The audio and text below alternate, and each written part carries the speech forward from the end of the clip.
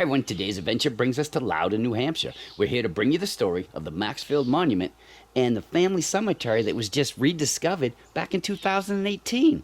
So, everything in there is only 4 years old, hon? I don't think so. All right, let's go find the team. And we are here with the adventure team, Dave, Tina, Barry, my lovely wife, Cheryl, and of course our mascot, Brandy. And it's already getting hot here. Now, the William Maxfield Road, which is not maintained by the town, is also a snowmobile trail in the winter. There's one of the bridges going over the, well, I won't say crystal clear water. Yeah, it's kind of mucky. Still kind of pretty, though. Swamp water. The majority of our journey today will be flat for the most part. Roughly going to do about 3 miles, which is good because it's very, very warm, humid, and very, very buggy to the end of June. So you're going to come to a fork in the road. We're not taking a right. We are taking a left, following Barry. And the bugs. Oh, I thought you were waving for us to come on. I thought you were saying go back. Doing the dance. Now, trying to find information on this monument is, well, not the easiest thing to do. Matter of fact, I'm pretty sure this is the only video that will be on YouTube about it. Let us bring you some history. Yeah, starting with Jonathan and Olive's son, William.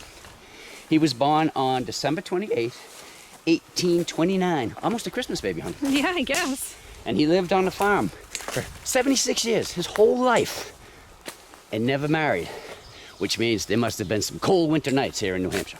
I think he was a hermit. But there is a nice little view here. And there's a birdhouse in the middle. I'll give anyone a nickel to go out there and see if there's any birds in there. A nickel. A shiny nickel, Tina. I'd like to see it in advance. That's tempting. So we've been traveling along William Maxfield Drive. It's a Class 6 road up here in New Hampshire. Cheryl and I have been on plenty of Class 6 roads in our Jeep. We do not suggest that you try to drive this road, though. There are at least 2 snowmobile bridges, and as you can see, this one stopped a pickup truck. Look at the twist on this tree. Tree. That's funny, hon. In our yard, that's a weed, and that will take down trees. So we pluck them as fast as we see them. Anywho, welcome to the Abbott Home. Well, what's left of it. The cellar hole. That's the front stoop right there. And you're probably thinking, wait a minute, I thought we were talking about the Maxfields. Who the heck are the Abbotts? I don't have much information on the Abbotts, to tell you the truth. When I did the research on it, the only thing I could find was the Abbott Dowling stagecoach manufacturers in Concord, but I could not connect the two to here. But the reason that we're bringing this up, number one, it's just a cool thing to see. And number two, William Maxfield's mother, her maiden name was Abbott. So, kind of close here. But just check out that wall over there. That is some good work to hold up after all of these years. It's a pretty solid foundation. Very impressive. Right, excuse me. The well pardon to me. the Abbotts. Hey, hold on, I gotta get some water from the well for the kettle. Oh, look at that. Oh, I can't reach it. Actually, it looks like a beer mug. There's A no metal beer in one. there either, Don. That would be a good well. There is water in there, huh? So just roaming through the woods aimlessly, because that's what we do, looking for things. Hun, your hands are behind your back. Did you find something? I did. I found cool old cemetery for Annie. So let's do what we do and get back to the video. Just down the street from the Abbott homestead is the Abbott Family Cemetery.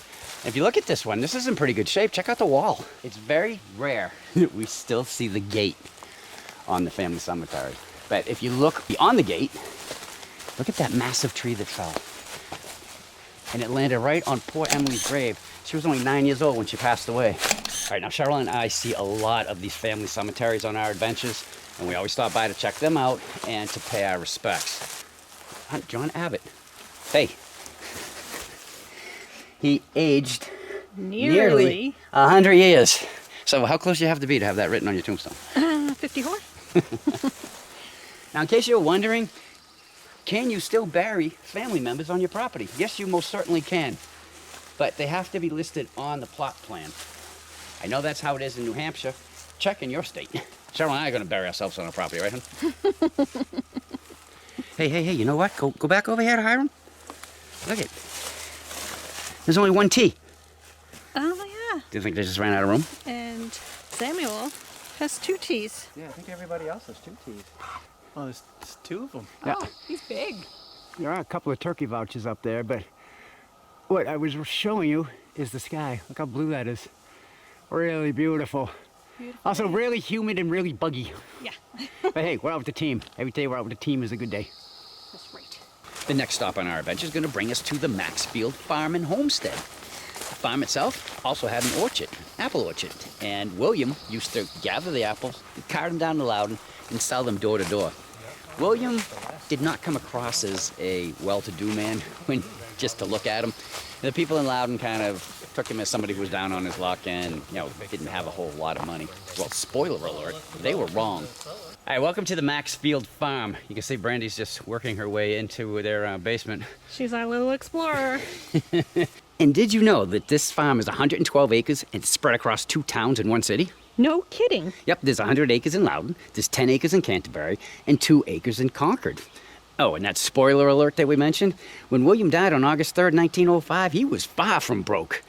Considering that the average worker around that time made less than $700 a year, well, William owned this farm. He had rental property in Loudon and in Pennacook. He accumulated $16,692, almost to the penny, huh? Those must have been some good apples. He also had a $20,000 life insurance policy. Now, if you're thinking his relatives made out like a fat rat when he died, no, they didn't. He left approximately, right around $2,000 and had to be spread by only 9 of them. Hey, let's go check out that barn. That foundation is amazing. Look at the size of the stones in that foundation. That is incredible. We're going to rebuild this. Let's start with the chimney. If you build it, they will come. Hopefully it'll be done by winter. I'm gonna knock this thing over like a Jenga pile. We believe this to be the well for the Maxfield homestead.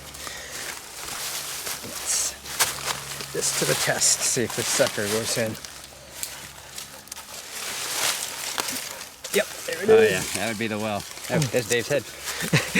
Well, Yep. All right, Dave, so if that's the well, is there a bucket?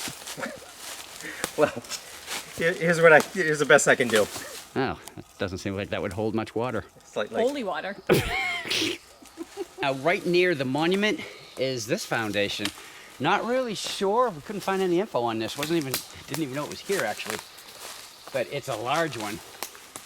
And seeing how it's right near the monument, I'm going to say that it's on Maxfield's property, so it's probably just another building. Because all we knew about was the home and the barn that we already showed you. So this is pretty cool. There's actually 3 separate areas here. Houses were huge in here, hon. Yep. You're going to see a lot of these signs out here. This is the first one that actually has an arrow. And it is pointing up to the Maxfield Monument. So let's go and check that out. Hon, did you find something out here in the middle of nowhere? I found Maxfield Monument. No, not the monument. I was going to say the monument's bigger than that. So let's sign the log and keep on going. And here we are at the Maxfield Monument. Yeah, right here in the middle of the Maxfield Family Cemetery, where William's grandparents, Stephen and Hannah, are laid to rest. Alongside his parents, Jonathan and Olive, and the legend William himself was also laid to rest here. Before he passed, he set money aside to have this monument made and erected here, and to take care of the burial costs. Other things that he did with his money, besides what he gave to his relatives, he set up a trust fund for a church in Canterbury. That church in 1964 ended up being disassembled and reassembled in Tilton. He left most everything else to the town of Loudon, but it came with a stipulation. That was they could never sell this property, and it had to be used for public good, which is one of the reasons why we're able to be here today legally. So thank you, William. We really appreciate it. Thank you. Now, the town of Loudon also voted on March 13th, 1906, by saying that this burial lot is to be kept in repair by said town. Now, I'd say they're keeping it up. They could use some mowing, but I mean, overall, they're not doing bad. Now, one of the cool things we found out while researching was that William bequeathed another $2,000 to the town of Loudon for the construction of a public library. William died in 1905. By 1909, that library was open, and it was the second brick building to be built in Loudon. And we are happy to say that it is still open and operating today. There it is. Shoot. What? Did you forget something? I got it. I got it right off. Dave, you're the first one. Congratulations. Dave, you're slipping. I was laughing. All right, ready? All right, everyone, there you go. All right, everybody, we hope that you enjoyed today's adventure. It was a great day to be out with the adventure team again. If you liked what you saw, we'd appreciate that thumbs up, as always. You want to follow along with everything we do here on the We Are Mud Fun channel? Dave, where would that be? Click that subscribe button right below and ring the bell to be notified of future videos. If you have any comments or questions, where would those go, Barry? Right down below. Or you could just say hi. Why, Tina? We'll say hi back. We always do. Until our next video, the end. Bye. Attack. Oh, these bugs Thank are crazy, God. aren't they? Oh, my God.